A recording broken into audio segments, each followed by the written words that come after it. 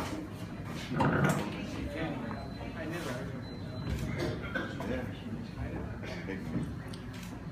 want to thank Scott Baker and the rest of the comedians tonight, including my brother. We got some funny people in my family, but I didn't realize how funny he was.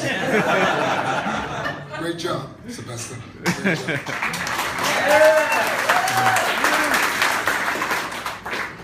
Just want to give a little bit of background on how I found out I had cancer. I live in Florida now, and my wife and I do MMA shows with promoters in Florida. And whenever we put a show on, it's always on a Friday. But following the Tuesday, for some strange reason, I didn't feel right. I lost my appetite and just didn't have the same energy that I normally have.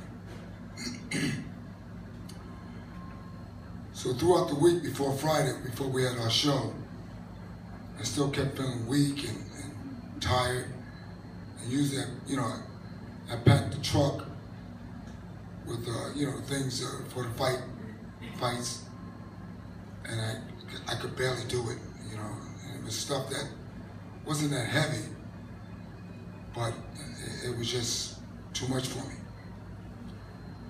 So when we had the show Friday, the next day I couldn't get out of bed.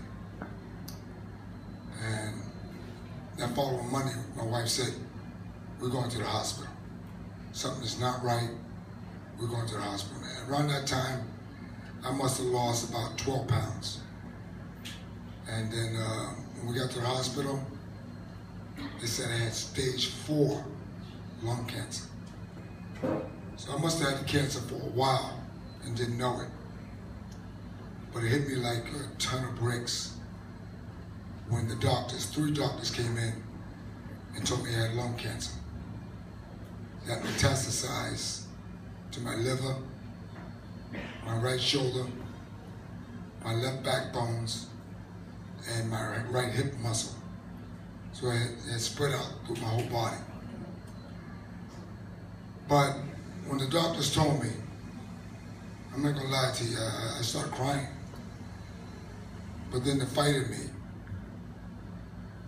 came out. And I said to my wife, I'm gonna fight this and I'm gonna beat it.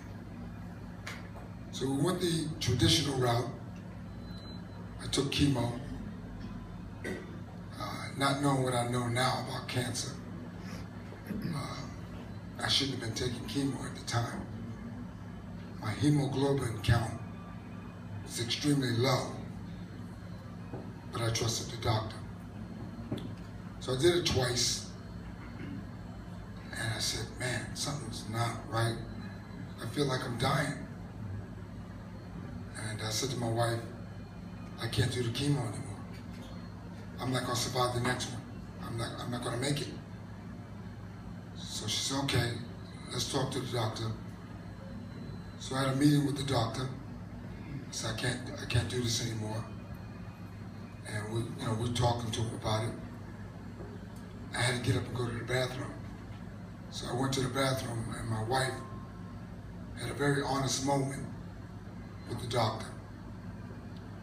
And she said to the doctor, I want you to be very honest with me. How long does my husband have to live? So the doctor said, maybe a year with chemo. So as I was heading back to the doctor's office, my wife was heading out. She said, let's go. She said, you were right. We can't do this anymore. So I said, let's try some alternative, try to find an alternative doctor. I called my wife. She's a very special person.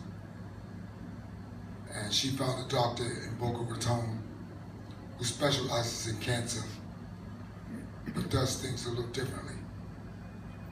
So when I came to his office, he said, I gotta test your hemoglobin.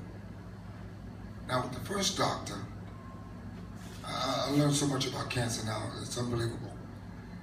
With the first doctor, he was giving me full chemotherapy, and you get a 10 cocktail chemotherapy, and they don't know which of the cocktails are working.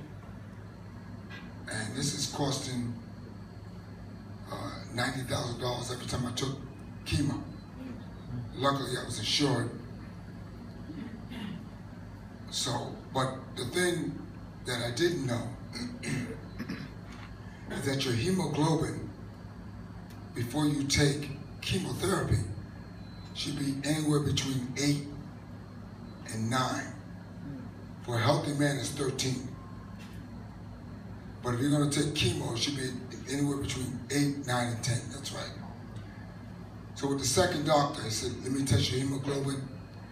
And I was at 6.5, and at times at 7. He said, Howard, was the doctor giving you chemo at 6.5? I said, yes. I said, but I didn't know, and I didn't quite understand. The doctor shouldn't have been giving me chemo when my hemoglobin was that low. So what this doctor did, and I'll give you his name in a little while. What this doctor did, he said, look, I'm going to take a biopsy, and I'm going to do a live biopsy, and we're going to find one of the cocktails that worked. So they found 2 that worked. And the 2 that I'm taking now has shrunk the tumor in my lungs. It shrunk the tumor in my lungs. So I'm very happy about that. But what he did, thank you so much. I'm still not out of the woods though. I'm still very sick. And most of what I'm taking is not covered by insurance at all. So this is why I'm here tonight, to raise funds. Out of my pocket, it's costing me almost $3,000 a week. And I go 5 times a week.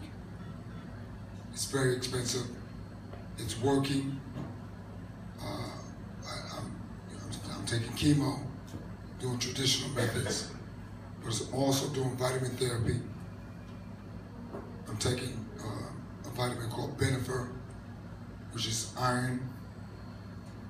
The doctor, I need to go back to what I was saying before. When the doctor took the biopsy, he tested and he found 2 that worked. But he also said to me, I can't give you chemo until your hemoglobin is at 9 or 10. So for almost 4 months, I was taking this nutrition called Benifer. It's an iron supplement. And it took 4 months to get my hemoglobin up to 9.5. And that's when I started getting the chemo. The chemo still kind of lays me out a little bit, but not like I did the initial chemo. It would lay me out for a week and a half sometime, and I would lose my appetite. And altogether, I lost 60 pounds from the chemo treatment. But I've gained about almost 10 pounds back. My appetite is, I would say, about 90% back, where before I couldn't eat at all. And I was straining really to eat. For some strange reason, cancer just takes your appetite away and kills everything in your body, But I'm a natural born fighter. And I never give up. I never, ever give up. And my family will tell you that. I'm not a quitter. And I'm gonna beat this. And the name of the doctor is Mark Rosenberg. His facility is unbelievable. I've seen a lot of his patients that were given up for dead that are still alive years later. I met one lady at his clinic. We've been living for 10 years, and she still goes there once a week just to get his treatment. So I'm with the right person.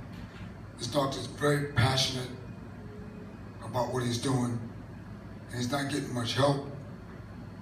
He has a lot of good things on the horizon that can help a lot of people, but he's looking for investors to help him with some of the things he's coming up with, and hopefully he'll get the money that he needs for his treatments. He's an unbelievable doctor, and I'm blessed to have him. And so tonight,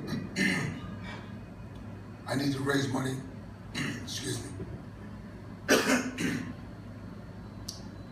I need to raise money for myself, but also my wife and I always like to give back to the community. We raised $15,000 2 years ago for the Children's Diagnostic Center, and we raised $7,000 a year ago for Autism Speaks. So we're constantly giving back to the community. Now I need help. But also, we're raising money for other people that want to do alternative treatments. So whoever wants to go the alternative route, we're going to raise money for those folks too. So that's why I'm up here now, hoping that you guys will give, not just for me, but other people too. That in the fight for cancer, cancer is unbelievable. I never in a million years would wish this on my worst enemy. It's really taken a lot out of me. But like I said before, I'm never giving up. Hopefully by 6 months from now, I'll eradicate this. And the doctor has come up with a new treatment. Not many people know about it. And I need to raise about $20,000 to get this treatment. Normally it costs $40,000, but my doctor knows the doctor, and so we got it down to $20,000. So I need to raise that money against this treatment. And once I get this treatment, it will take the cancer away from me.